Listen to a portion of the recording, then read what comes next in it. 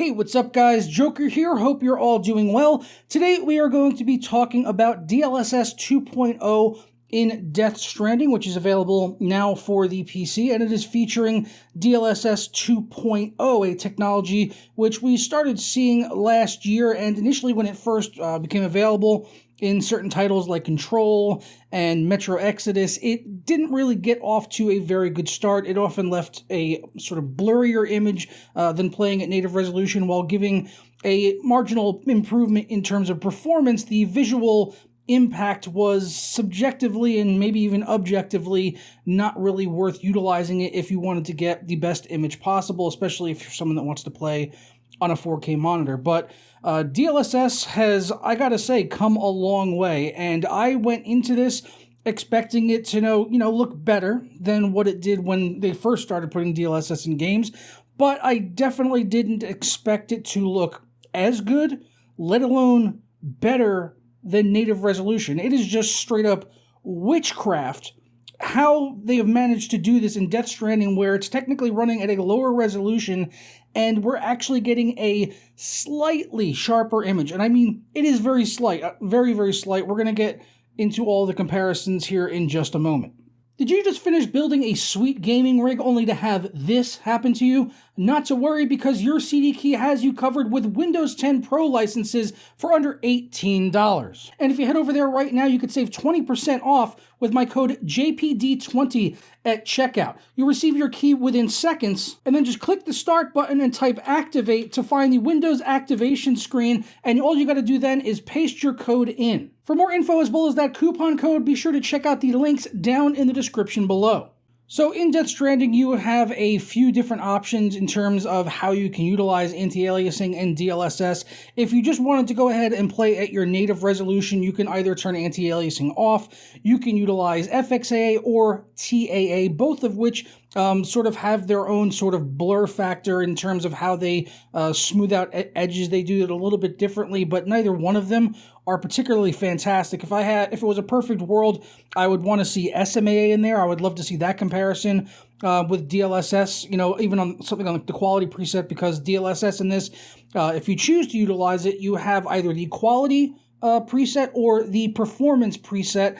And basically the performance preset, you're going to get a bit more performance, but in theory you'll get a slightly less sharp image because it's essentially sampling from a lower resolution. That's how these presets typically work with DLSS, is something like the quality preset. If you're playing on a 4K monitor like I am, the quality preset might be something like 1440p, and the performance preset could be 1080p. I'm not sure of the exact numbers for this particular game, but that could very likely be what they're sampling from, and then upscaling it using the DLSS AI to get a better image than what if you were just trying to play 1080p or 1440p on a native 4K display in order to get the performance improvements. And the performance improvements are definitely there as well. Just standing here in the valley at the start of the game, it's pretty obvious, even though it's kind of hard to see a difference in terms of image quality just in this scene right here. We'll get a little bit more up-close stuff in a moment. Just looking at the frame rate, you could see that it's very significant. We're going 4K native, we're running 80 FPS, although running around in the game world, I've definitely seen drops down to 60 and even a little bit below 60 during some of the really intense cutscenes. There's been some stuttering here and there. But switching over to DLSS quality, which definitely back this far, it's, like I said, it's very difficult to really tell a difference, but we're gaining 30 frames per second there just in this one scene, and then switching over to the performance setting jumps that up to 134 FPS, so we're getting an additional 24 frames per second from the quality to the performance preset. So just going from native to performance, if you wanted to, on a 2080 Ti, which is what I was using here for this. The game was all at the max settings also, running on the latest game-ready driver and everything, which was made for Death Stranding. Best case scenario here, you can gain yourself 54 frames per second, which if you're playing on a 4K 120 hertz monitor, you could very likely get a nearly locked 120 hertz and enjoy this game in almost as good a quality as 4K native. Now, I will say that I don't think the DLSS performance setting looks as good as 4K native, but it's really, really close, and somehow the quality preset actually manages to look a little bit better. If I zoom in the game, which you can do by holding on to the right stick, I'm zooming in here, and then I've cropped this also in my video editor. So this is cropped in to get really close up on the text of Norman Reedus's backpack here, or Porter if you want to call him by his game name, so we can get a real up close on the text in the game. So again, this is zoomed in the game, and then I've cropped it in my video editor as well, so we can really take a closer look at the text on the backpack, which is really one of the areas where you would see the biggest difference in terms of anti-aliasing, DLSS versus native and all of that. And like, honestly, DLSS quality does look slightly better than 4K native, and I can't even believe those words are crossing between my lips. I never thought I would see a day where where we would see something like this, let alone, you know, this technology's only been around for like a year plus, and it's already looking better than native, and we're getting like a 30 frame per second boost here in this one particular scene, and it does look slightly sharper. Now, I'm not going to say it's like amazingly sharper, but it's like, I don't know, maybe 5 to 10% sharper than 4K native. But if you're getting a slightly better image and you're getting a higher frame rate, that takes away my concerns, and really there's no reason why I wouldn't choose to use DLSS quality, at least in this particular implementation, which is just fantastic. Now, the performance setting I do think is slightly less sharp, but than native, but it's not a complete game breaker for me.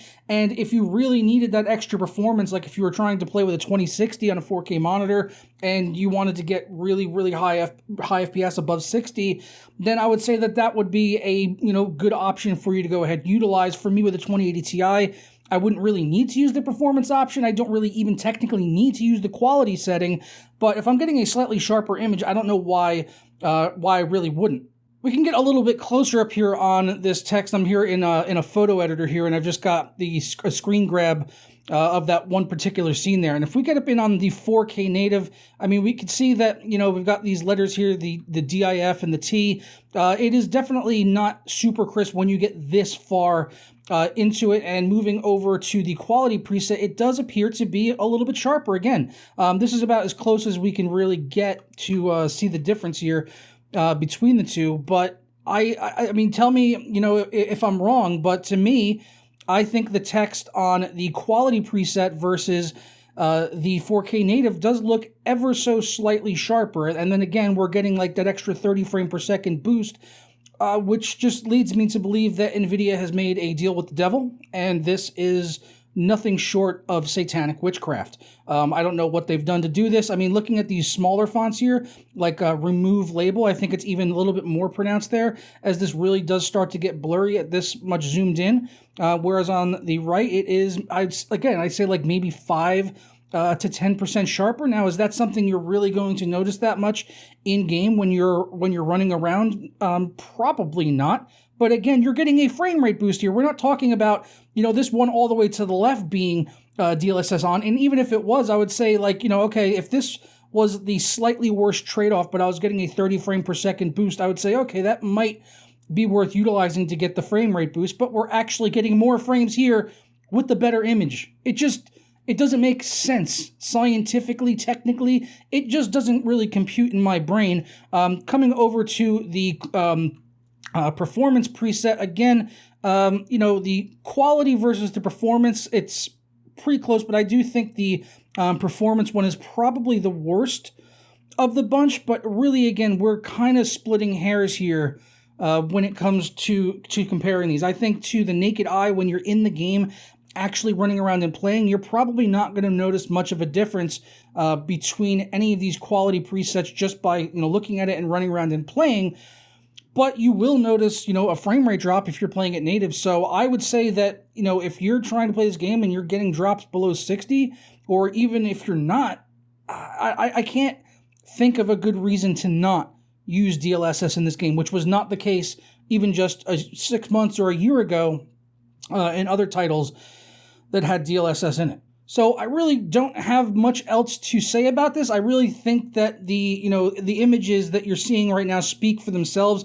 This was all captured at 4K, and I'm uploading this at 4K 60 frames per second on YouTube to get the best bitrate possible. But obviously YouTube has its own compression and things, so it's not going to look as good as it does natively right now on my actual monitor, but hopefully we can get this as close as possible, and you can at least just take my word for the fact that the DLSS, at least on the quality preset, looks ever so slightly better than native, which in and of itself might be not a reason to use it, but the 30 frames per second boost is. So I think I've said that a million times now here in the course of the last 11 minutes, 15 seconds that I started recording this video. Of course, the runtime after editing is probably going to be a little shorter, but I digress. The bottom line is the DLSS in this game is incredible. Use the quality setting if you have an RTX graphics card. Even if you're running the lowest end RTX graphics card, which would be the RTX 2060, you could play on a 4K display. Although I don't know many 2060 owners that have 4K monitors, you could utilize it. You could still use it as a way of just getting a slightly sharper image on your 1440p monitor or something. If you did a custom resolution for 4K, or use DSR option in the NVIDIA control panel to enable higher resolutions than what your display doesn't natively support. You could use something like that, then run DLSS and get a very slightly sharper image. But yeah, this is pretty fantastic, honestly. I'm going to be using this while I play Death Stranding, and I did not think I would be saying that. When I went into this, I came into it with a fairly negative mindset, ready to trounce on it and say it didn't look good, the performance increase wasn't worth it, and I completely take back those thoughts that I had before starting to, capture footage for this and looking at everything side by side. So very impressive stuff. Let me know your thoughts down in the comments below. I'm going to get out of here and go enjoy some more of Death Stranding, because the game itself is actually very, very good in my personal opinion. It's kind of subjective. Obviously, it's subjective, but this is a very love it or hate it game. Walking simulator is, a term that's thrown around a lot. It's fairly accurate in terms of this game right here, but when you pair that with the visuals, the visuals in this game are some of the best I have ever seen in a game on the PC up until now. Like, this game is damn near photorealistic as it is playing it native, and then you can throw on the quality DLSS and it's even looking a little bit better. And the port quality, excellent, although I would say you should probably play this game with a controller because of the gameplay mechanics. It still has a decent amount of customization when it comes to mouse and keyboard and key bindings, but I think it plays better on a controller, and so far I'm enjoying it. Visuals, fantastic. Story, I have no idea what's going on in this game. I have no clue, but I want to see where it goes, and yeah, hopefully, the game gets... from what I've heard, it gets even better just as you go on and you unlock more abilities to be able to traverse over, the landscape and all that. And I have a feeling once you get more of the different ways to traverse, like ladders and stuff like that, it's going to open up a lot more options, and then you can kind of figure out the way you want to tackle navigating around the terrain. So that's one of the things I look forward to, because I feel like probably the early hours of this game can seem quite tedious to people. But I have a feeling later on in the game, once you get those things, then it probably gets a lot better, because you got to think a lot more in terms of how you're going to get around, the routes you want to take, what tools you want to utilize to get over there. There's probably going to be, more than one or even two or three options in order how to get from point A to point B, and I look forward to all of that. So I'm going to go ahead and get out of here. I hope you guys enjoyed this video. Let me know down in the comments below if you did, and I'll catch you guys tomorrow for another video. Ta-ra.